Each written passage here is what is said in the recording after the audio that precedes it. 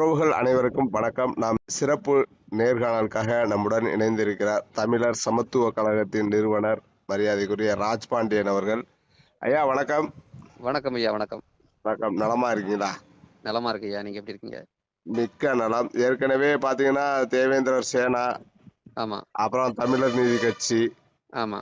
இப்ப தமிழர் சமத்துவ கழகம். நோக்கம் என்ன?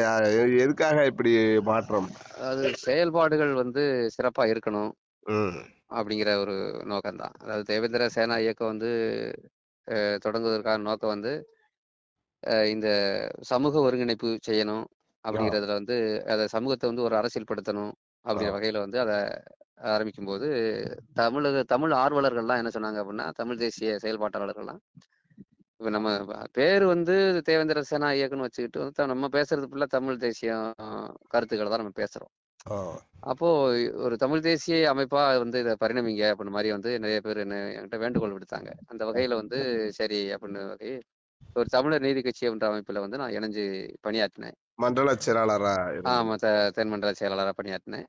அது இப்போதைக்கு அந்த நம்ம வேறு வடிவத்துல தமிழர் தேசிய விடுதலை பாதையை வேறு வடிவத்துல நம்ம கொண்டு போகணும் அப்படிங்கிற வகையில தமிழர் சமத்துவ கழகம் அப்படின்ற ஒரு விஷயத்தை உருவாக்கி, அதாவது ஒரு புதிய எண்ணத்தோட புதிய சிந்தனையோட இப்ப இருக்கக்கூடிய அந்த சூழ்நிலைக்கு தகுந்தாற் போல, அதாவது சூழ்நிலைக்கு தகுந்த மாதிரி ஒரு இயக்கம் போனாதான் அது வெற்றி பெறும். அப்போ இப்போது உள்ள சூழ்நிலைகளுக்கு தகுந்தாற் போல இந்த விஷயங்கள்லாம் கொஞ்சம் மாற்றி அமைச்சு தன்னுடைய செயல்பாட்டை வரக்கூடிய 25ஆம் தேதி கரிவலம் வந்த நல்லூர்ல ஒரு துவக்க விழா மாதிரி நாங்க பண்றோம். ஒரு அறிமுக தெருமுனை கூட்டம். ஆமா, வாழ்த்துக்கள் ஐயா. ஆமா. சமீபத்துல பாத்தீங்கன்னா நம்ம திருமாவளவன் அவர்கள் அதாவது விடுதலை சிறுத்தை கட்சியினுடைய பொதுச் செயலாளர் தலைவர், அவர் என்ன சொல்றாருன்னா, ஏற்கனவே இருந்த ஆதிராவிடர் நலத்துறையை மாற்றி இந்த மாதிரி வேற பேர் வச்சிருக்கோம். அது பொருத்தம் இல்ல. ஏற்கனவே இருந்த பேரே மறுபடியும் வைக்கணும் அப்படின்ற மாதிரி ஒரு இதை கொண்டு வர்றாரு. ஒரு தோற்றத்தை உருவாக்குறாரு. ஆமா. எதனால அவரோட நோக்கம் என்னவா இருக்கு? எதனால இந்த பெயர் மாற்றத்தை மறுபடியும் கேட்கிறாரு? அது திருமாவளவன் அவர்களுடைய செயல்பாடுகளும் சரி, அவருடைய பேச்சுக்களும் நீங்க தொடர்ச்சியா கவனிச்சு வந்தீங்கன்னா ஒரு தடுமாற்றமும் ஒரு நிலைத்தன்மை இல்லாத மாதிரி இருக்கும். அது அவருக்கே உரிய பாணி. அதாவது விடுதலை சிறுத்தை கட்சியை பொறுத்தவரை திருமாவளவன் இல்லைன்னா அந்த கட்சி இருக்காது. ரெண்டாவது, அவருடைய பேச்சு தான் அந்த கட்சியினுடைய மூலதனம். அப்ப அந்த பேச்சை தனக்கு தகுந்த மாதிரி மாத்துறது வைக்கிறதெல்லாம் இந்த பேச்சுல ஒரு வல்லவர். அவர் பேச்சு கலையில் வல்லவர். ஆனா கொள்கைவாதியா அப்படின்னா அது ஒரு கேள்விக்குறியான ஒரு விஷயம்தான்.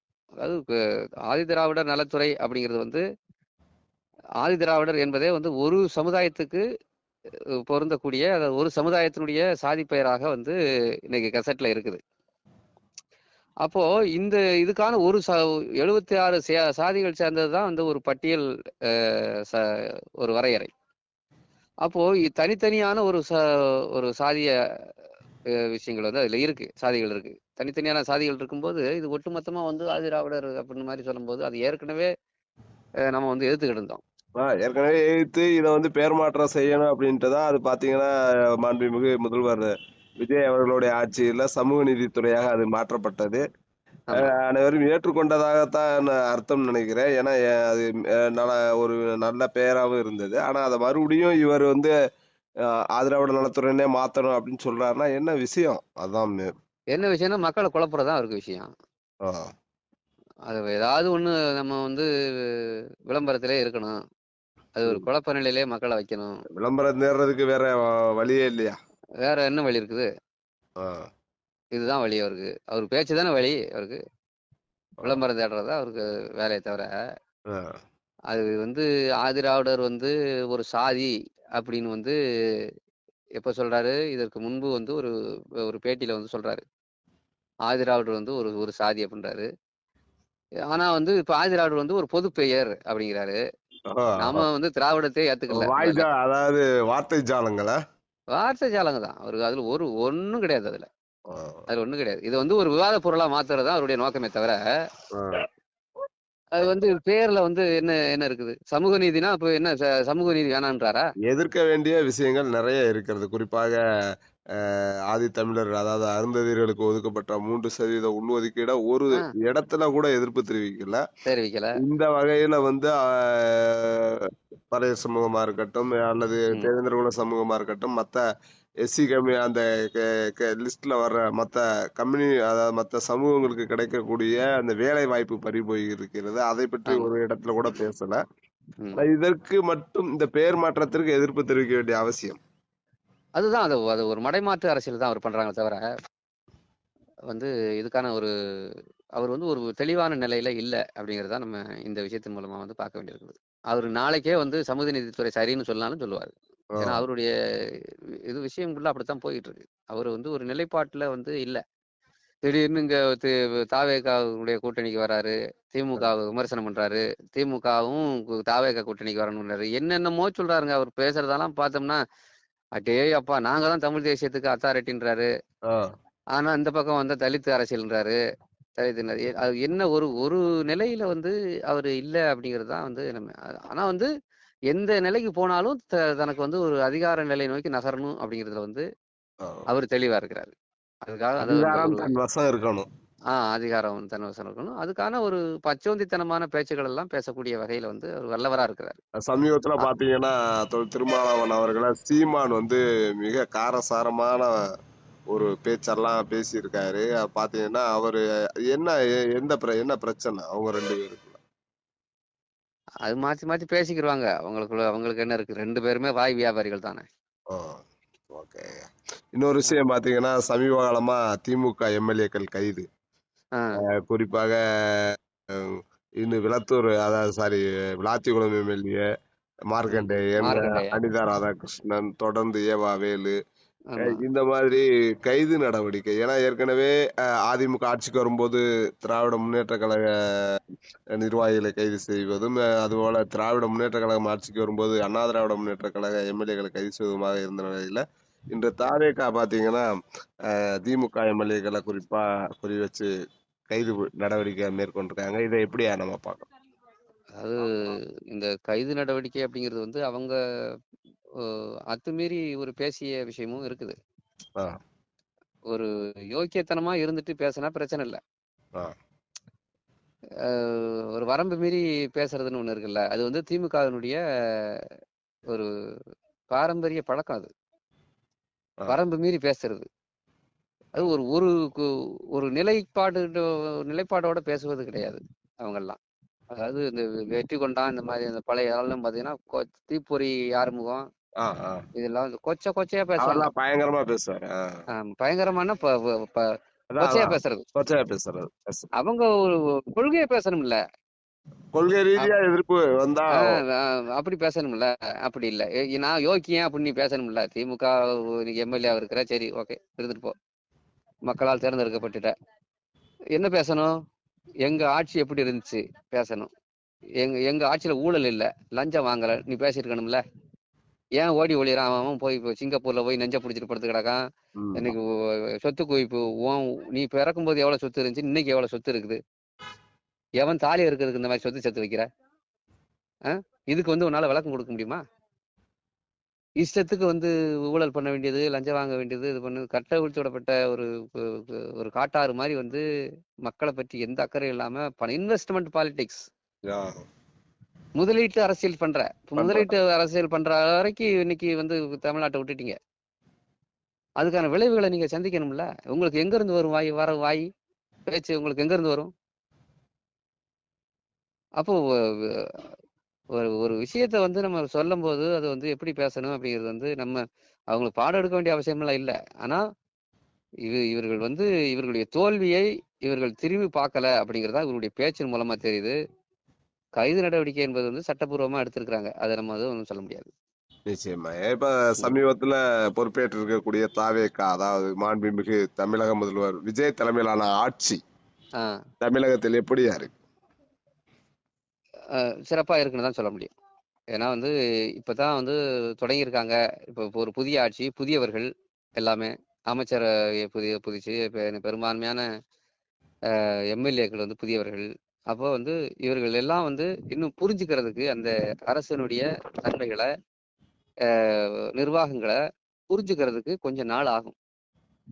புரிஞ்சுட்டாங்கன்னு வச்சுக்கோங்க, மிகப்பெரிய அளவுல ஒரு பெரிய மாற்றம் வந்து இன்னைக்கு தமிழ்நாட்டுல வந்து அரசியல் ரீதியான மாற்றங்கள் ஏற்படும்.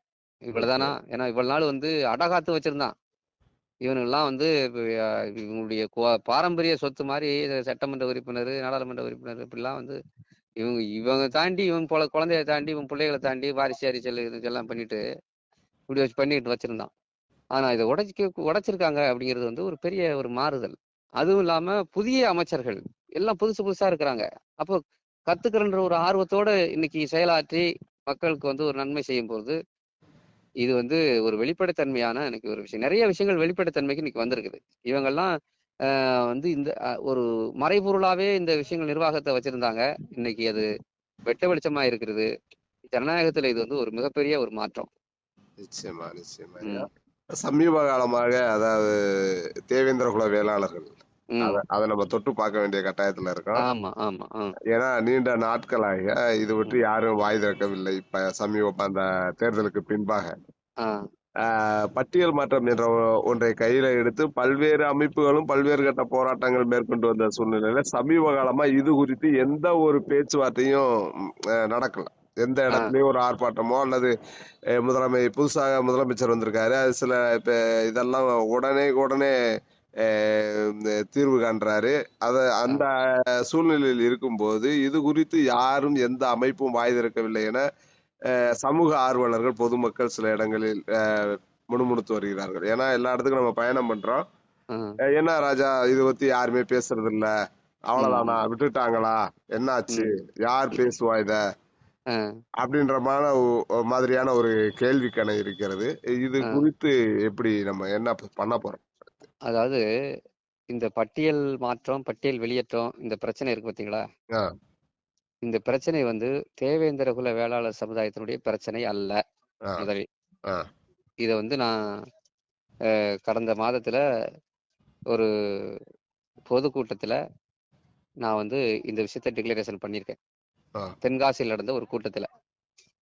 என்ன அடிப்படை அப்படின்னா, இத வந்து சரியா வந்து இந்த சமுதாயம் புரிஞ்சிருச்சு அப்படின்னா, இது வந்து ஒரு தமிழ்நாட்டு பிரச்சனையா வந்து இந்த விஷயத்தை வந்து கொண்டு போயிடலாம். இது வந்து ஒரு தமிழ்நாட்டினுடைய பிரச்சனை. இந்த தேவேந்தர்களுடைய பட்டியல் எந்த அடிப்படையில தமிழ்நாட்டோட பிரச்சனையா அதை பார்க்க? ஆமா, எந்த அடிப்படையில அப்படின்னா, இந்த பட்டியல்கள், தமிழ்நாட்டு பட்டியல்கள் இருக்கு பாத்தீங்களா, சாதி பட்டியல்கள், பிசி, எம்பிசி, ஓபிசி, எஸ்சி, இந்த மாதிரி பட்டியல்கள் இருக்கு பாத்தீங்களா, இந்த பட்டியல்கள் எல்லாமே மறுசீரமைப்பு செய்ய வேண்டும் அப்படின்னு சொல்லி நான் வந்து இத பல நாளா இத பத்தி பேசிட்டு இருக்கிறேன். சாதி பட்டியல்களை மறுசீரமைப்பு செய்ய வேண்டும். அப்ப எந்த அடிப்படையில மறுசீரமைப்பு செய்ய வேண்டும் அப்படின்னா, சட்டநாதன் ஆணையம் அப்படின்ற ஒரு ஆணையத்தை வந்து கருணாநிதி ஆட்சி காலத்துல வந்து ஏற்படுத்தினார். அப்பொழுது இந்த பட்டியல்களுக்குள், அதாவது மொழிவாரி மாநிலம் அமைக்க பெற்று விட்டது. ஒவ்வொரு மாநிலமும் மொழிவாரி மாநிலம், அந்த மொழியை அடிப்படையாக கொண்டு மாநில சுயாட்சியோடு இயங்கலாம் அப்படிங்கிற ஒரு விஷயங்கள் இருக்குது இல்லையா?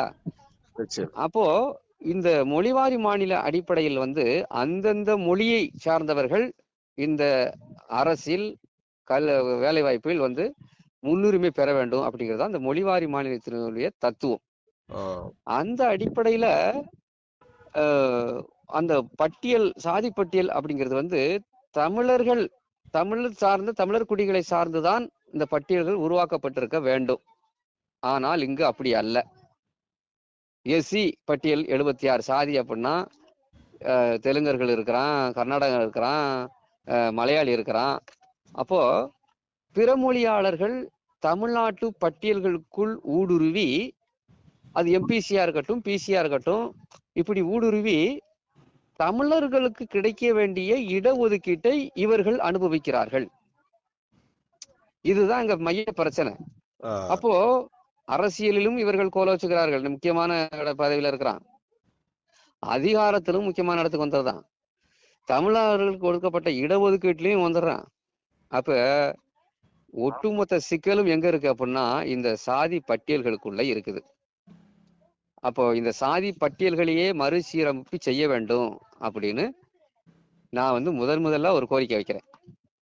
அப்போ இது எந்த அடிப்படையில இது வந்து அதை ஒரு தொடங்கணும் அப்படின்னா, இந்த பிறமொழியாளர்களை தனிப்பட்டியல்களாகவும் இந்த சாதி பட்டியல் தமிழர்கள் அடங்கிய ஒரு குழுவாக அனைத்து சாதியும் சேர்ந்த ஒரு குழு பட்டியல்.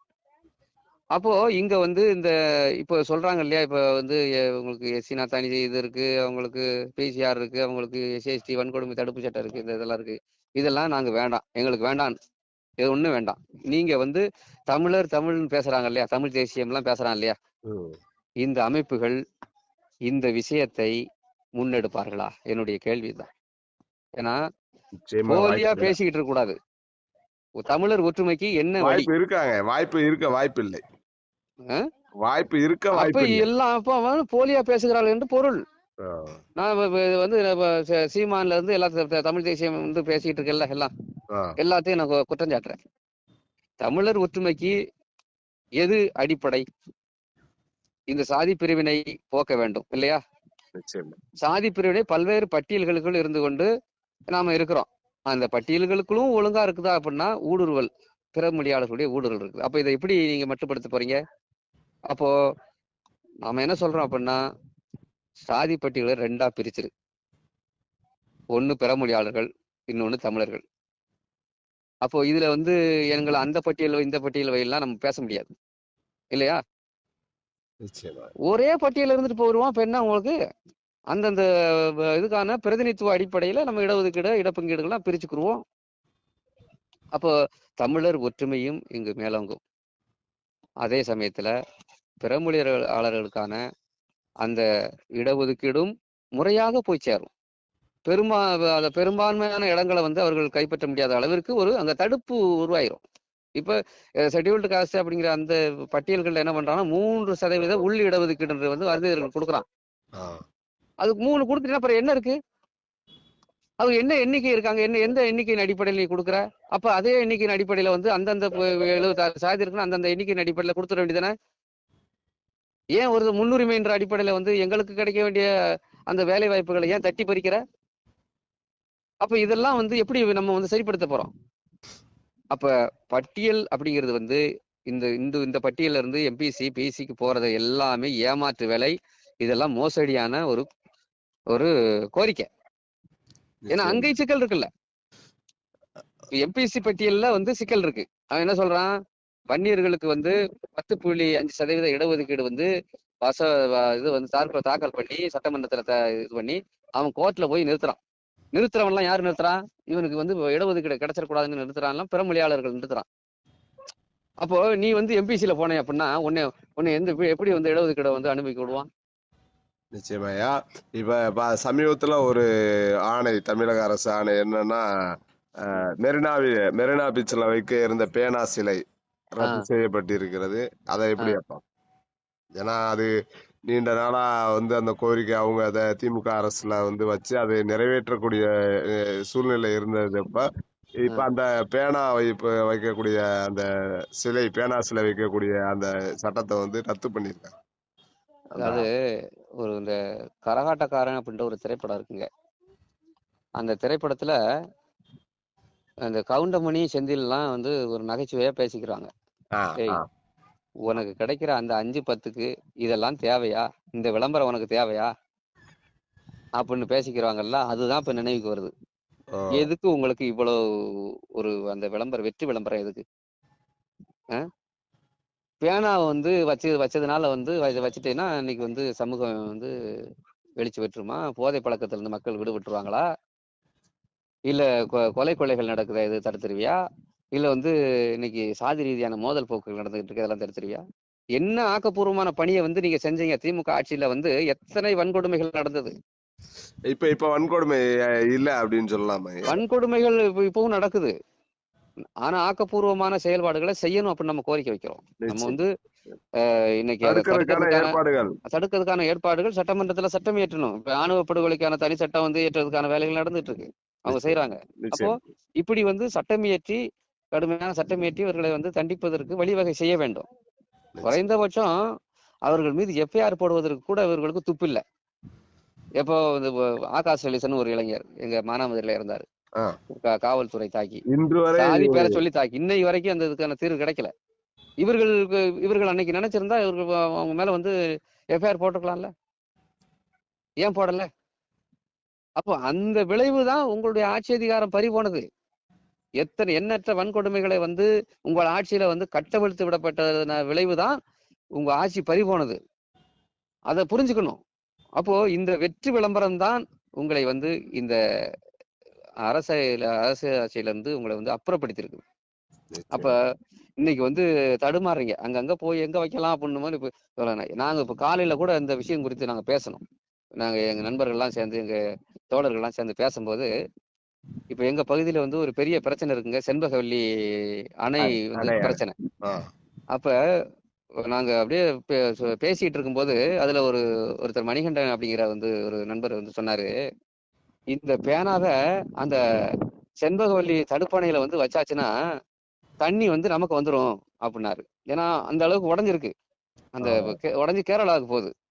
இந்த பேனாவை தூக்கி அங்க வச்சாச்சுன்னா அது தடுப்பாயிருதுல்ல. புரியுது. அதுக்காவது பயன்படுத்திட்டோம் ஒரு ஆக்கப்பூர்வமா, அர்த்தம் புரியுது அப்படின்ற மாதிரி வந்து சொன்னாங்க. அப்போ ஆக்கப்பூர்வமான பணிகளை செய்ய வேண்டும். இந்த மாதிரியான செலவு வைக்கிறது, அதற்காக ஆகும் செலவை கொண்டு இந்த செண்பகவல்லி அணையை தூர்வாரும் பணியோ அல்லது கட்டிட பணியையோ மேற்கொள்ளலாம்ல. எவ்வளவு பெரிய வந்து நாகரிகம் தோன்றிய இடங்க அது செண்பகவல்லி நதி, நிச்சயப நதி அப்படிங்கிறது வந்து ஒரு தொடர்ந்து பேசுவோம் அடுத்தடுத்த காணொலிகள்ல. நீண்ட நாட்களாகிவிட்டது, இந்த விஷயங்களை பதிவு பண்ண வேண்டிய இடத்துல இருக்கும். ஏன்னா தேர்தலுக்கு பின்பாக பாத்தீங்கன்னா எந்த ஒரு சமூக அமைப்பும் தேவேந்திரோட அமைப்புகள் எந்த ஒரு சூழ்நிலையிலும் எதையும் எடுத்து இயம்பவில்லை. அதுதான் இப்ப பெரியது. அதுக்காக இந்த காணொலியை பதிவு செய்திருக்கிறோம். நன்றி ஐயா தொடர்புக்கு. மீண்டும் அடுத்த காணொலியில சந்திப்போம். நன்றி. PKV ராஜாஸ் ஊடகத்திற்கு எனக்கு மனமார்ந்த வாழ்த்துக்கள். நன்றி. மகிழ்ச்சி, வணக்கம்.